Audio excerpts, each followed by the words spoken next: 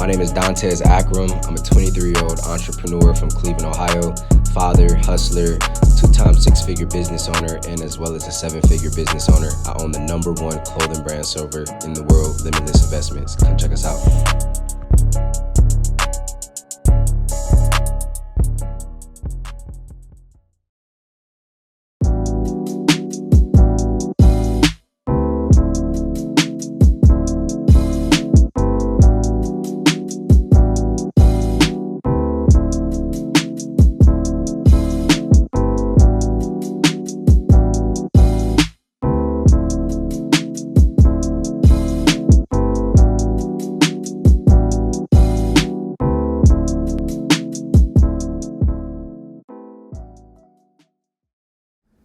So how do you think pain has influenced and affected you along your journey?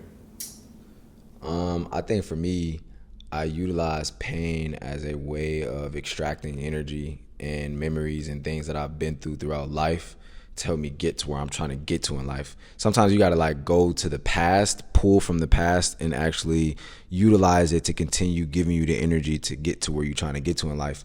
So for me, pain is a very key portion of your life, but I think a lot of people, they start telling themselves that pain isn't good when you just have to use it for the energy that it gives you and all of the different memories and situations that you go through. There's multiple situations you go throughout life that challenge your character. Without those different challenges, you won't become who you're trying to become. So at the end of the day, you can't become the best version of yourself without seeing the lowest version and understanding why you even got to the bottom and then how you can elevate from the bottom. So pain is very important, and I think more people try to run away from it, the more they just delaying the fact that they're gonna never get to where they're trying to get to until they start seeing that other part of them that is actually hurt and learning how to get through it. While you were talking, a word that came to mind was perspective. How do you feel? What comes to mind when you hear that word perspective, relating it to your journey as well? I think for me, perspective is just really about perception as well. So how you look at everything is a very big portion of how you're going to get to where you're trying to get to, because there's people who think of everything as this one big picture, but then there's other people who think of things as a puzzle where you got to put each small part to create the big picture. So I really think perception and perspective is really comes down to who the person is and how they think. But if you don't have a solid perspective on where you're trying to get to in life, what happens is you're just clouded.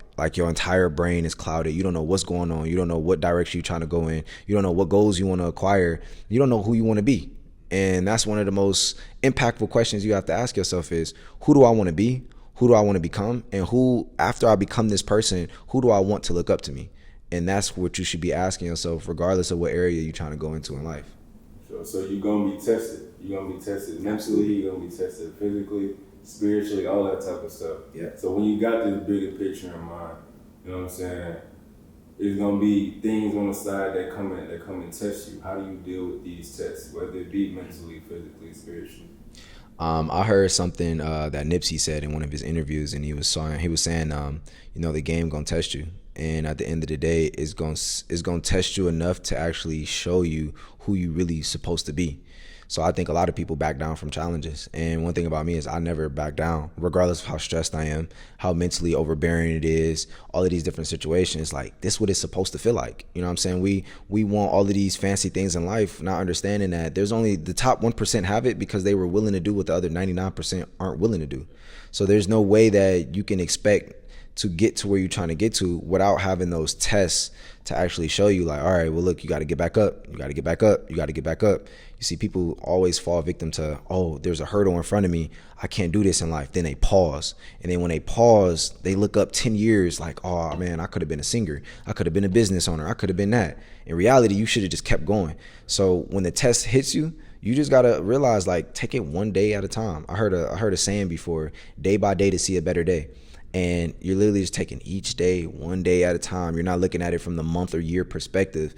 And that's where people get confused, is that they start looking at social media and they're starting to think yo, I'm thinking so big and I'm comparing myself to all these people who've already done it, but they've already put in those small days, those small hours that counted, and they earned their stripes in the game. So back to perspective, there is a perspective that comparing yourself to others could be a negative thing or a detrimental thing. Could you also change that perspective and make it something positive? Absolutely. I think competitiveness is a part of nature. I think for men, I think it's especially dominant in us because you don't want to be number two by design. And I heard Nipsey say something like that, and it was like that impacted me because you don't want to be number two. You know what I'm saying? Your perspective of it is I never want to come second, which is why kids are upset when they don't win. And it's something that is an everlasting effect. If you teach your kid how to be okay with losing, then they're going to always feel like a loser. But if you teach them that, hey, you should strive to be number one, but if you fail, it's okay. You just got to get back up and try again. Then they become an even better adult. But the problem is people are skipping out on this. So when they get older, they don't have that trait of, okay, I could become this person if I keep trying. People think that somebody's supposed to come save them. Oh, Biden is going to do this, or the government. Bro, they have yet to do anything for anybody. Period. They never will. You keep expecting somebody to come save you. You're going to forever be in the same spot you've been in. So don't blame nobody for why you're not in the position you want to be in. You got to count on you. Being tested, we discovered that that's inevitable. It's going to happen. Mm-hmm. But some tests could be avoided. You know what I'm saying? Like certain relationships and being around certain type of people. Yeah. How do you feel about what they say, cutting people off and leaving that toxicity out of your zone or your journey? You know what I'm saying? I think there's a difference between completely cutting people off and distancing yourself. You see, there's cutting somebody off because you know they're toxic and you know that situation will never benefit you. They will never. There's one thing that I learned from my friend Alex, and he told me, you can't change somebody for them, right? So you have to let them go through who they need to, go through the things that they need to go through to become who they need to become. And there's nobody who's going to expedite that for them. Sometimes you just got to leave people where they at, let them grow on their own, and then revisit the situation later. But distancing yourself, I don't think of that as a negative thing. I think of that as, hey, you know, we still rocking with each other, we still cool, but I just can't spend as much time with you. You're on a different type of time than me, and I rock with you, I truly do, but I got better things to be focused on. Like, I got to get to this bag, I got to stay focused, I got to get to the gym. When you start having real life goals, like, okay, I want to get this body weight, I want to lose this much weight, I want to gain this much weight, I want to be here at this point in my life. Not saying that you shouldn't have, like, you should like always have these expectations and goals of where you should be at in life by a certain age, but you should have some type of goal. Like, if you want to be a millionaire, then what age do you want to be a millionaire? All right, strive to get there. It doesn't mean you're going to hit it, but just understand, if you put a expectation on it, on the time frame and the date, you might be able to hit it. And then the good thing is if you shoot for the moon, you might land somewhere on the stars. So how important is it, like, let's say on this journey, there's a starting point, you know what I'm saying, there's a middle point, and there's an ending point. How do you feel about the significance in documenting all of that? I think documenting everything is a key. I learned something from my mentor, and I really wish that I would have listened to him, because he told me, he said, Tez, you know, you're going to become successful. And it was something I was already for sure of. And this was when I was delivering do-rags and just documenting everything through Instagram just by posting pictures. But he told me something. He was like, document everything that you do. Everything that you're building out on your website, things that like shipping out your orders, situations you're dealing with. He's like, in the moment, it may feel like just a hassle or nobody gonna really care about this and things like that. But had I done that 3 years ago and I listened to him, I would have so much more footage to document and show people, like, look, I said I was gonna get to where I am now. Look at everything that I did to get here and look at how certain I was of it. And I think that's why documenting everything is important. I think that's why, you know, a lot of documentaries are just so impactful and powerful, because you get to see somebody like even Kanye, you know what I'm saying, that documentary they did on Kanye, you know what I'm saying, seeing how he was shows you why he is the way he is now. So I think for anybody who's an entrepreneur, business owner, or anybody in life that's trying to get somewhere far, document your journey. It takes you literally 30 seconds, 40 seconds, a minute to take out a phone and say, all right, look, I'm about to go to the gym today. You know, right now I weigh this much weight. I feel kind of sick, or whatever you're going through, just document it. And then 3 years from now, you're 9 times out of 10 going to be a lot farther than you were. But when you start falling in love with the process, and then you're able to look back at the process you fell in love with, you start appreciating the results more. One question, you said you knew you was going to be successful. How did you know that? I just felt like I was always a hustler, and there was nothing that was going to ever stop me from being a hustler. So for me, it was kind of like, I never gave up on myself, even as a kid. You know, I got cut from the basketball team 2 different times throughout high school. I cried both of those summers. After both of those cuts, I cried. You know what I'm saying? But at the end of the day, it pushed me to say, okay, well, look, I failed. My mom asked me, do you want to give up? Like, do you want to stop playing basketball? I said, no. Look, sign me up for the summer camp. Sign me up for if I need to wake up earlier, what coach I need to go to, like whatever needs to happen for me to get there, I'm going to get there. And I've always been like that as a kid, even playing video games. You know, a lot of the small things that small traits that we picked up as children, it actually has an everlasting effect on us when we get older. And even playing video games and failing over and over and over and over again, it teaches a kid to keep trying. You don't want to stop at that one level and then just completely put the game away, because in the inside of you, your inner kid is like, I can beat this. You know what I'm saying? So it's the same thing when you get older. You know, you still have to live that, and you still have to show that inner kid some appreciation and some love, because at the end of the day, without that inner kid, you wouldn't have the personality that you have right now. So on that journey of like documenting everything, some people, like you said you knew you was gonna be successful, so maybe that motivated you to keep on documenting the stuff that you did. Mm-hmm. For those that don't have as much confidence in their goals and don't have as much clarity on what exactly they want to be, how do they stay motivated and how do they stay committed to documenting everything and stuff like that? You just got to find some love in yourself to know that you're capable of accomplishing anything you put your mind to. You know, you may be unsure right now, and that's fine. I think being unsure is actually an important part of the process, because you start learning what you want to be sure about in life. And at the end of the day, nobody's going to figure that out for you. You have to find a way to combat being unsure with, okay, now I'm going to sit down and figure out what the hell I want to do in my life. Because my grandmother, my mom, my brother, my girl, my dude, they're not going to come sit down with me and say, okay, well, let's figure out what you can be in life. Nobody's going to do that. You have to do that for yourself. So if you're an entrepreneur, if you want to be a doctor, a scientist, if you want to flip burgers, whatever makes you happy in life is what you should be focused on. People value money too much, not understanding that, okay, yes, it gives us opportunities and it gives us leverage in areas of our life. I'm not saying that it doesn't. It's a phenomenal thing, right? But it's also a commodity. It's also a piece of paper. But the one most important thing that I read in the book is that the most commonly or the most evenly distributed commodity is time. You see, what happens is when 1 second goes by, you can't get that second back. So once that second is gone, what you gonna do? You're gonna keep living. And time stops for nobody. So that is the most evenly distributed thing out there right now. So you have to take advantage of the time that you have, because at some point your time will stop. So I was listening to the podcast earlier today, and it said haters bring us limit or try to limit us, but one thing that people fail to realize is there's family members and there's close friends who also try to limit us too. Mm-hmm. And this kind of goes along with the distancing yourself or cutting people off or whatever. How do you feel about that topic with family trying to, get in the way of things? I think family is tricky, man, because we all love our family very much. And it's hard for us to learn how to distance ourselves from them. Again, if they're extremely toxic, I don't care who you are, you're out of there. Like, it's as quickly as me making up my mind and saying, nope, I don't need to talk to you, completely cut the communication there. But for me to distance myself is like, I can't talk to you about certain things. So the problem is a lot of new entrepreneurs, they're bringing up their business ideas and what they want to do in life to the wrong people. It's not that you have a bad idea, it's that you're bringing it up to a person who has dead soil. So how is your plant ever going to grow? How do you ever expect to get the right type of guidance if this person already has a mentality of it's not going to work?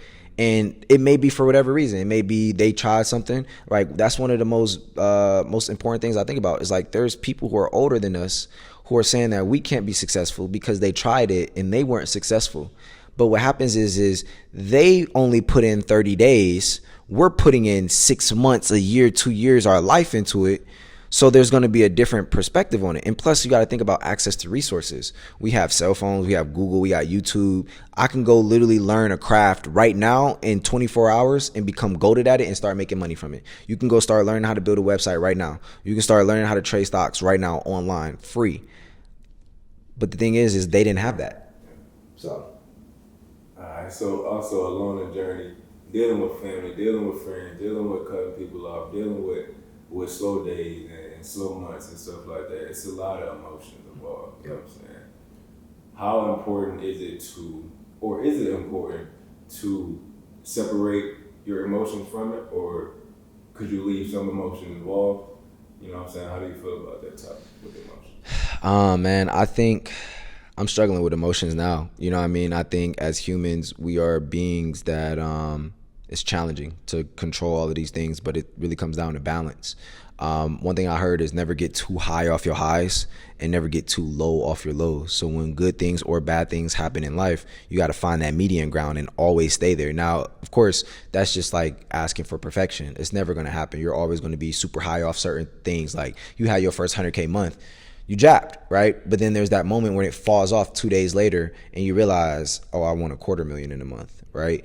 Or you have this very, very low point in your life where you lose your car, it gets repo, your house under foreclosure. You got all of these different things going on. And now you're at this low, and you feel like you can't pull yourself out. But you always got to remember that there's always something that you can do. There's always a new idea that you could come up with. But like I said, even for me, I struggle with emotions all the time. You know, I manage a team of 10 people and paying out my payroll literally over $25,000 a month at 23, just thinking, for every year of my life, I'm paying out $1,000 plus to pay people who actually are required to work in my business that I actually need. And it's just something that comes along with this process. So for me, you know, I think as men, we have to learn how to better control our emotions. I've posted certain things on Instagram and social media about it, and I get backlash. But it's like, you're showing that you're a beta. And when you want to be a real alpha, you have to understand what those two differences are, right? A beta is going to complain about every single thing in life. They're going to go under somebody else's post and put some hate in that shit. They're going to say something negative about people behind their back. They're going to front in your face and then talk about you right to your other friend, right? That's real beta energy. You don't want to go do nothing in life. All you want to do is lay up, play the game, not do shit, right? And you expect your girl to give you money. You expect your girl to keep you afloat. But in reality, you should be the one out there making sure she's good, right? And then when you start thinking of an alpha, a person who knows how to control their anger, right? That's something sometimes we just don't know how to do too good because we didn't have dads or men in our life to sit us down and say, yo, this is what I'm going through. It's okay to share it with us. Like if you, and I shout out to 19 Keys. I heard him say something a couple videos ago or a couple reels ago. He was talking about how they had a round table basically. And if you were to sit all the men at a round table and you were to break down the emotions and how a person feels to other men, they're more receptive to it. But when you break it down to a woman, she's going to think of you as weak. So in reality, as men, we have to start learning how to control our emotions. And in order to be an alpha, you have to put your emotions aligned. So you can't go off on anybody and everybody at any time. That's just something you can't do no more. When you get past 18, 19, you can catch a case real quick. And this is the problem for a lot of men right now is they catch these cases off of split decisions that could have been stopped had they just been patient. Had you taken a deep breath, had you just said, is my life worth it more than dealing with this situation, more than slapping this dude right now, more than shooting this dude right now? Is my life more important, and who's relying on me? And those are questions you have to ask yourself. Is it smart to always turn your passion into business? I don't think so. There's actually something that I recently learned. Shout out to my friend Tay. He was talking about how he went to a therapist, and the therapist asked him what his hobbies were, and he was like, working or just doing business. And I'm like, that's actually important, because as humans, we still need a hobby. We still need something that we enjoy to do and something that we find fun. So I think for a lot of us, we try to make every single hobby a business. And then what happens is we don't love it anymore. And then when you don't love it and you feel like you're only doing it for money, then now you just become, and you figure out, you just basically built your own rat race for yourself. And now you're just running in this race by yourself. And I think the thing is like, you have to have some hobbies to distract you from everything that's going on. Because in reality, if we're just being honest, business is stressful as hell, right? I own 5 of them right now. And if I'm just being honest, managing one is going to be a lot easier than managing 5. But that is the hat that you want to put on. Like I put on the thinking cap, I put on my firefighter cap, and every single day I solve different problems. That's my role, right? Now, does it get, excessive sometimes? Absolutely. Should you cut back sometimes? Maybe. It depends on who you are and what you're trying to do. But if you have really big goals and aspirations, then all right, this is just a part of the process. This is what I'm I'm gonna feel. So yeah. All right. So what are some of your non-negotiables in relationships? Ooh. I got some lashback for this one. And I wouldn't say every woman needs to have every single one of these things aligned, because it's not realistic to expect a perfect woman to come into your life. I do believe that as a man, you can shape a woman into who you want them to become. Not saying that you want to change all of who they are, which is just, again, not something you would want to do. But I think my non-negotiables is, number one, like, you got to have your head straight. Like, you know what I'm saying? You can't be thinking negative, all that toxic stuff, yelling, screaming, throwing knives. I'm good on that. You know, I'm on a different type of time. Number two, I think your hygiene actually needs to be number one, so we can flip flop those ones. Your hygiene has to be on point. You know what I mean? Like, you know, a girl needs to know how to handle her body, you know, at certain points of the month. Learn how to smell good, always looking good, because you're a representation of me. So if I bring you out in public and you're not keeping yourself up to par, then they're gonna think I'm not keeping myself up to par. And although, yeah, it doesn't matter what everybody else thinks, as my woman, you are a direct representation of me, and this is key. And you can think what you want to think, but if you're not going to play that role, then I can find somebody else who will. And there's no hard feelings, but that's just the reality of it, right? I think number three is a person who can't control their money. I just can't be with you, right? Like, if I can't give you my credit card to go grocery shopping or to go to the mall, right? And, you know, there's different type of men. I'm a type of man, I have a little bit more money than others. So, you know, she can spend a little bit more, do whatever she want to do with it, right? But for a man, and if we're just thinking like on average, if you're a man and you don't really got it, and you take my card and you go crazy and buy a whole bunch of stuff that we didn't absolutely need, you may have put us in a situation where now I have to go clock in 40 extra hours because you wanted to make some decisions that were selfish for you. And then I think the last one for me is just really just understanding where you want to get to in life. If you have no goals, I can't just be laid up all the time. You know what I'm saying? Netflix and chill was cool when the pandemic was going on because we couldn't go outside. There's nothing for us to do. But I can't just keep laying up with you. There's like, what are you doing for me? You know what I'm saying? And it's like, if I can't get my work done, if I can't sit there and talk business with you, can't talk numbers with you, if I can't talk about what I'm going through emotionally, how are you benefiting me? Because at the end of the day, you can get sex from anywhere. You know what I'm saying? Like, there's multiple badass women in the world. No, there's no question about it. But the thing is like, can I build with you? And that's what a lot of men need to start looking at. All right, so what are some of the non-negotiables for you? Like, what do you have to make sure that you have for her? Right. I think for me, man, I think for me specifically, I think I need to be able to control my emotions. A lot of times I'm dealing with a lot of business and managing my team, and it's a lot of things that offset my emotions, and I may lash out on somebody else who doesn't exactly deserve it. Also learning how to put aside my past. You know, one thing I've heard is, you know, when you get cut and you start bleeding on others. And that's not something that's okay. You know what I mean? And I'm learning those things. One thing about me is like, I'm very self-aware. So I can identify the things that I personally need to change within myself to become a better version of me to provide to somebody else. So I think that's something as well. Always, like, you know, for me, money and things like that, those are always things that I'm grinding for. You know what I'm saying? I'm always hitting new goals. I always have very, very high expectations for myself. So I'm always going to be there with it. But just also learning how to put time in between, you know, business and my personal life, and being able to set time aside for somebody would be a very, very beneficial thing that I could learn. So those are things that I'm working on. And again, I'm not perfect. You know what I mean? I'm only 23. I've identified certain things in life that most people don't figure out until they're 40, you know? So I just love that I'm self-aware enough to identify those things. All right. So it's common, especially nowadays, for what people call toxic is if, let's say if the girl is on you about a lot of stuff and nagging you about a lot of stuff, they might call that toxic.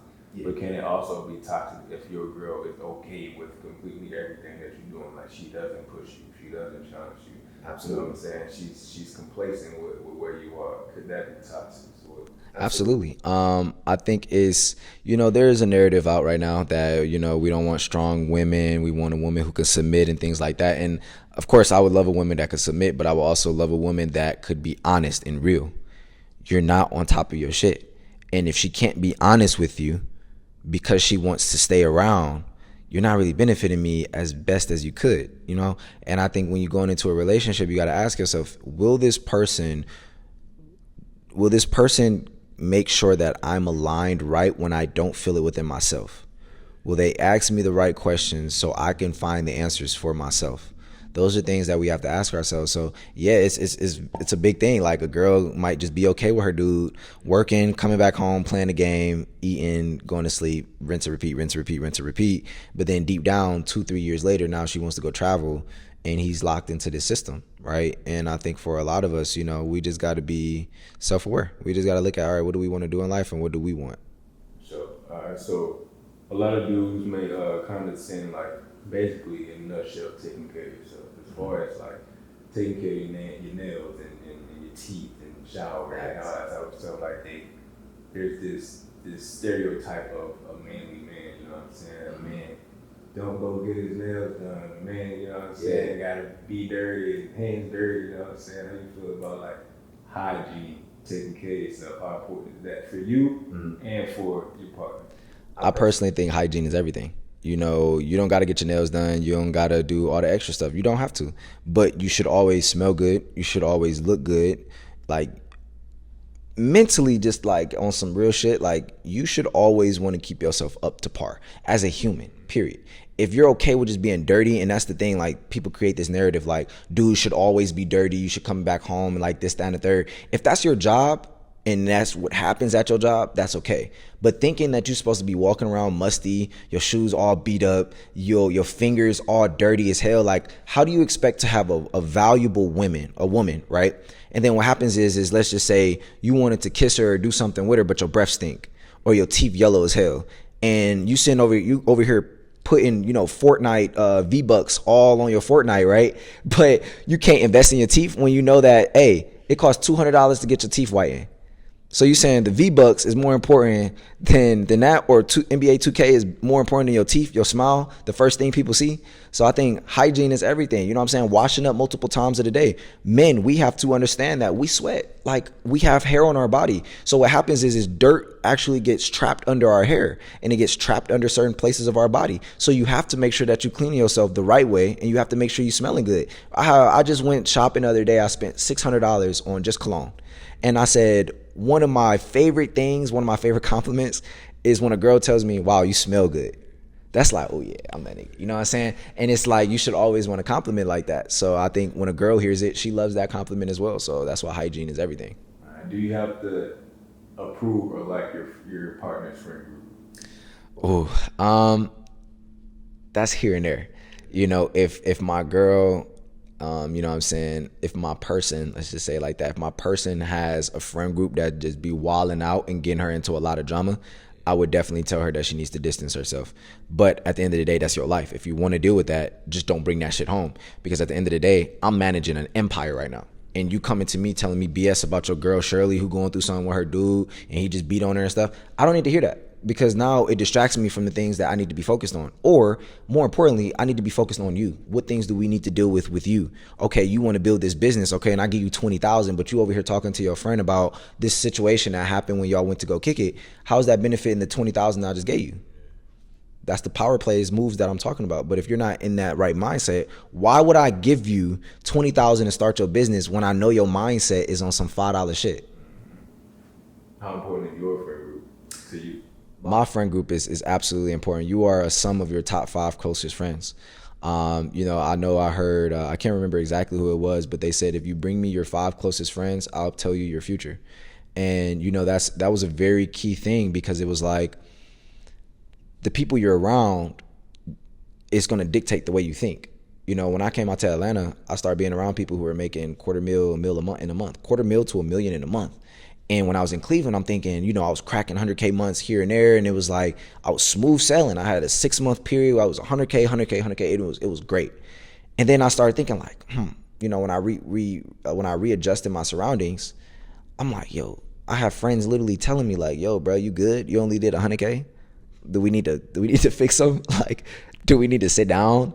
And it's like, whoa, like, dude, I just did 100K. And he like, but I just did 600K. I just did 800K. You know what I mean? It's like, that's why the power of your circle is so important. Because if I told my friend group before, hey, I just made 100K, they might be like, yo, what the hell? What you do? Da da da da. It's like, where could you give me beneficial information to go from 100K to 500K in a month? So that's important. Reading. How you feel about reading? I think reading is everything, man. I think somebody I used to be cool with, they told me something that was important. And they said, if I told you to read 30 books and you become a millionaire, would you read it? And I said, yes. And he was like, why haven't you started? And I was like, oh shit. So, if you, anytime you come in my house, there's a bunch of different books on the tables and things like that. And one thing about me is like, I may not be cool with people. I may, lose relationships with certain people. There's no bad blood there. You know what I'm saying? You go your way, I go my way, but I'm going to always appreciate everything that you gave me. And it should always be that way, vice versa, instead of burning bridges and then creating all of this drama between each other. It's not going to benefit nobody. You know what I mean? You grown, I'm grown. We handle our situations, but I appreciate everything that you gave me. You probably appreciate the things that I gave you. If not, if you didn't take anything from it, cool. At least I received something. I appreciate it. Cool. You go your way, I go my way. How do you feel about social norms? Like, is it okay? Is it smart to go against? Is it necessary to go against some social norms? You know what I'm saying? How do you feel about that? Absolutely. I think society, they take certain things that they want us to abide by, but deep down, those people who actually created that vision of what we should be going by don't even go by it themselves.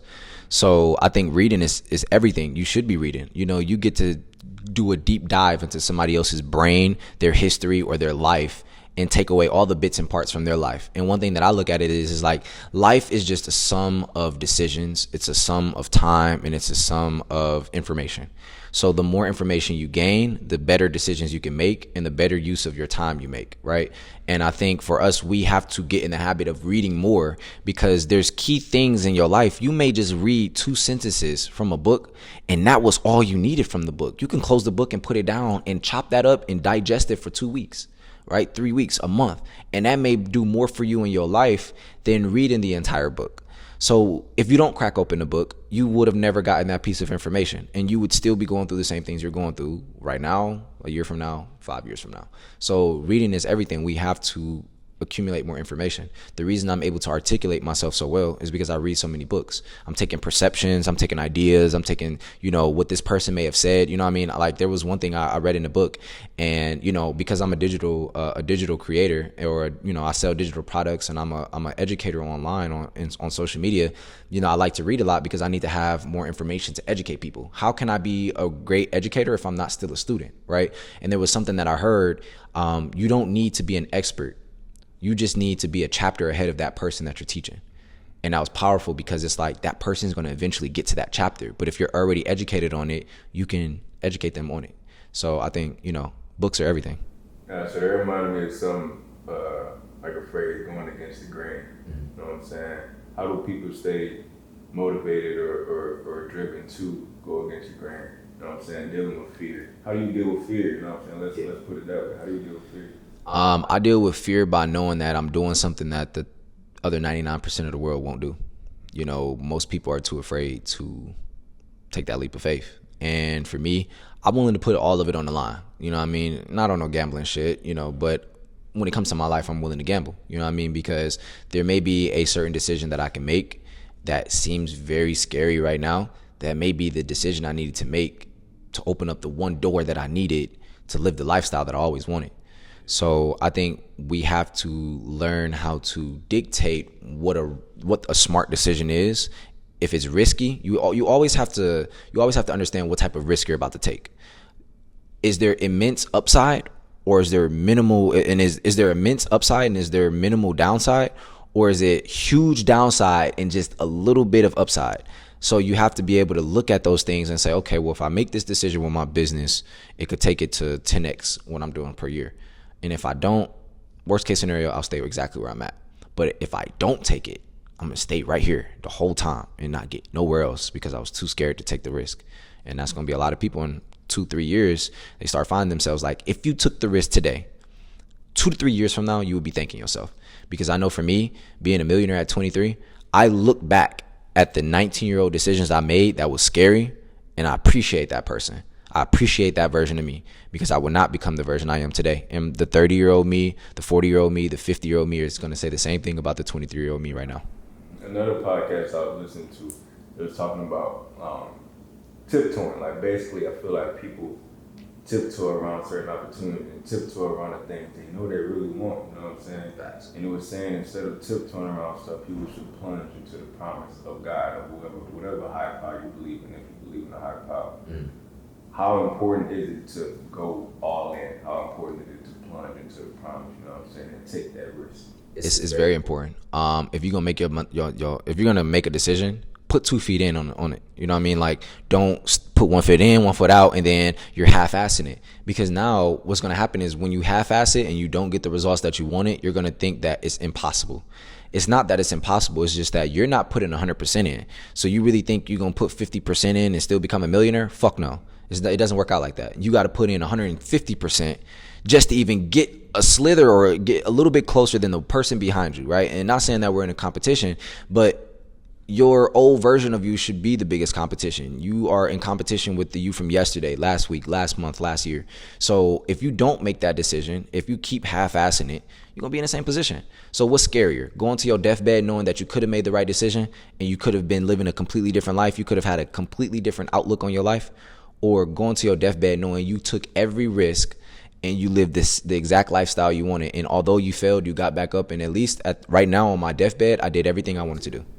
What if you put in 150% and you still fail? What's your next step? If you put in 150% and you still fail, you get your ass back up. You know what I mean? Try again. Like, there's no one thing about life, and one thing that's dope about life is you fail so many times, and it's like, there's no cap to how many times you can fail. The only cap is the one you put on it. And you know what I'm saying? If you a person, you a grinder, you a hustler, you gonna level the playing field, and you gonna make sure, okay, well, I'm gonna get a little bit smarter so I can go at it again a little bit better, and I'll get a better result than I did the first time. How necessary is that failure on your journey? I think it's everything. You know what I'm saying? Being able to look at things from a broader standpoint and just understand that I have to fail as many times as I can. Like, the way I think about it is, if you were to drive and then you see 5 different roads in front of you, you got one here, one here, one here, one here, and one here, right? And what happens is when you come up, you're like, okay, which lane do I go down? And these are the different decisions that you're going to make throughout your life, throughout business, throughout different things, and you're going to fail. You're going to go up this road, roadblock, this road, roadblock, this road, roadblock. But the one thing people have to remember is you just figured out what roads not to go down. And then when you figure out the right one, now you keep going until you get to the next road. And then you do the same thing. Next road, same thing. So distractions and noise. It's a lot of distractions, you know what I'm saying? You got social media, you got girls, you got boys, you know what I'm saying? You got TV, you know what I'm saying? How do you deplete of the distractions and all the noise? Sometimes you got to space out from social media and just being online. If I'm just being honest, it's toxic sometimes, and what you consume is what you become. So if you're constantly consuming all of this shit that isn't healthy for you, then you're bound to be unhealthy. And I think for me, I personally like to take breaks on the weekend from social media. You know, I may throw up a piece of content here and there, or I may check on this person's page, or just consume some type of education. But constantly being on your phone every single day, like if you go on your phone and you look at how much time you're actually on it, it's unhealthy. Because 10, 15 years ago, or 20 years ago, 30 years ago, we weren't on our phones, period. And if we were, it was 1%, 2% of our time throughout the day, right? Now, majority of our day is consumed by social media. And I think it's important to block out all of the noise and learn how to just go about the route that you want to go down, right? And that's why I said, for me, you know, I had to block out girls. I had to stop having sex. I had to stop drinking. I had to stop smoking. And I had people basically coming at me crazy because I'm saying these things, and I felt like it was important for men to do. And I had women like, oh, you haven't even been doing it long enough, and there's all these situations, but it's like, I'm still doing something that the majority of men can't do. So you cannot categorize me amongst the rest of these betas when I'm doing something that takes a real alpha to do.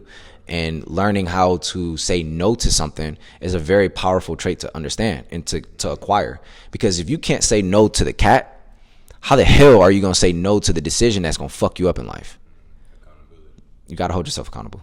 Yeah. Speaking of social media, I feel like nowadays, especially social media and society in general, you know what I'm saying, tries to tell people who they are, basically, what you should do, what you shouldn't do, what you can and can't do, how to dress, how to look, how to smell, how to dance, what to do, everything, you know what I'm saying, what to like, what not to like. How important is creating your own or adopting your own opinion of yourself? It's everything. You can't always live by what somebody else's expectations of you are, because you'll never be happy. And that's something that took me a while to learn, is being okay with just being you. You know what I mean? Like, one thing about me is, like, I'm pure at heart, you know, and I always remind myself, like, this is why I created the brand Pure One. You know, it's like, I don't do nothing to hurt nobody. I don't do nothing intentionally to do, like, to not benefit somebody else. You know what I'm saying? And I think for a lot of us, social media will try to make you something you're not. And in reality, it's going to make you unhappy at some point in time. And just because you get a little bit of clout, just because you get some likes and comments, you're focused on metrics. You're focused on these people that have never met you in life, who probably, let's just be honest, 9 times out of 10 won't be at your funeral. So you're worried about the opinions of these people who are not going to be there, when you need to be just focused on who you think of yourself. You have to love yourself more than anything. When you love yourself and you build that love for yourself, it's like the energy is projecting now. And now it's easier for people to spot that you're different. And that's one thing that I always think about. You know, people say, oh, your energy is higher. You got this, like, this something about you. It's the fact that I love myself enough to know that I don't give a fuck what you think, because I'm me. Okay. Loving yourself could also, you know what I'm saying, you kind of touched on it, could also be restricting yourself from different things, you know what I'm saying, and cutting out the unnecessary. But at the same time, it could be an aspect of rewarding yourself, you know what I'm saying? So when do you reward yourself? How do you reward yourself, you know what I'm saying? Outside of accepting the praise from society and other people. Yeah, I have like a little reward system set up. So basically it's like, you know, when I reach a new goal, you know what I'm saying, I set these goals consistently. So once I reach a new one, immediately the next goal is set. But I take time to enjoy it. You know, sometimes you have to enjoy those W's in order to really grasp why you're doing what you're doing. Because yeah, you hit 100K in a month, but if you don't reward yourself, then it just becomes nothing now. It just becomes, oh, I just did this, and it's something that I could say I did, but that's really not nothing. You know what I mean? So even for me, you know, when you hit a certain mark financially, or your goal, you know, on your weight, you know, you could cheat a little bit. You know what I'm saying? Like, that's what life is about. You know, cheating here and there, not in a relationship, of course, but cheating here and there on, you know, the grind and the process, enjoying a little bit of it, because at the end of the day, life is going to end. There's no person on this planet that's going to defeat that. Your time is going to end, all of us, no matter what. But you have to enjoy some of it. So at least if you're going to fall in love with the process and hit these goals and things, at least reward yourself, because you deserve it. You're doing things that most people don't want to do. There's people who literally wake up every day and are okay with where they're at in life, and they're not going to go anywhere or any farther than that. That's okay for them. But if that's not what you want for yourself, you got to make a difference, and you got to enjoy the process there. Sure. Can you cook, my brother? Yes, man. I love cooking. I think for me, when I moved out, and you know, I went through a breakup situation, and it was something I had to deal with. You know what I mean? Like, heartbreaks is something you gonna learn how to deal with. I had to learn how to cook. You know what I mean? And it was a process. I ain't gonna lie. Good thing is I had a lot of women around me. You know, my mom, my sisters, and, you know, girls that, you know, I was talking to, or even my best friend, you know, they come over and they teach me how to cook and things like that. But I think it's beneficial, because what happens is as men, we get older and we become reliant on a woman, right? And then now when she leaves you, and when you guys part ways, you don't know how to operate throughout life. You don't know how to clean your clothes. You don't know how to clean the house. You don't know how to keep yourself up to par. You don't know how to grocery shop. You don't know how to cook. So now you don't know how to feed yourself. And when you're not feeding yourself the way you should be, you're not producing, or you're not producing the results that you need, but you're not performing at the level that it needs to be. You need to be at. So. All right. So, of course, you want to be skilled and educated in whatever field you may choose. But is it important, and how important is it to find information on things you may not be too familiar about? Or, you know what I'm saying? Is that important? Yeah, it's absolutely. You gotta, you know, one thing I learned is you're gonna have to learn to love things that you don't know. Reason being, because you don't know if you love it or not. You know what I mean? And it's like, you know, you may hate shrimp, but you never tried it in your life. And then when you try shrimp, now all of a sudden you're in love with it, right? So that's kind of like that analogy I like to use, that, you know, you're going to have to try different things throughout life to know if it works for you, if it doesn't. And at the end of the day, if it doesn't, you just took 2 minutes, 3 minutes, an hour out of your day to figure out it didn't work. Cool. Just keep it pushing. So if you guys like this interview with your boy Tez, you guys can check me out at @_the_real_Tez on Instagram. Also, make sure you guys hit that subscribe button, hit that notification bell. Comment down below if there's questions that you want me to answer or different things that you thought was interesting or didn't agree with. I would love to hear your opinion. Guys, this was sponsored by Limitless Investments. It's the #1 clothing brand server in the world. The link to join is right down below, but we also do stocks trading classes, investing classes, sports betting, clothing brand classes 2 times a week, and classes every single day of the week. So I definitely want to see you inside of Limitless Investments. We're growing rapidly, and we really can't wait to have you in there. So again, make sure you guys subscribe, like, follow me on Instagram _the_real_Tez. Check me out on Twitter @Dontez Akram. You guys can also check me out on TikTok, The Real Tez. So again, if you guys could subscribe, like, share with a friend, I would greatly appreciate it. But it's been your boy Tez. I'll see you guys in the next YouTube video. Peace out.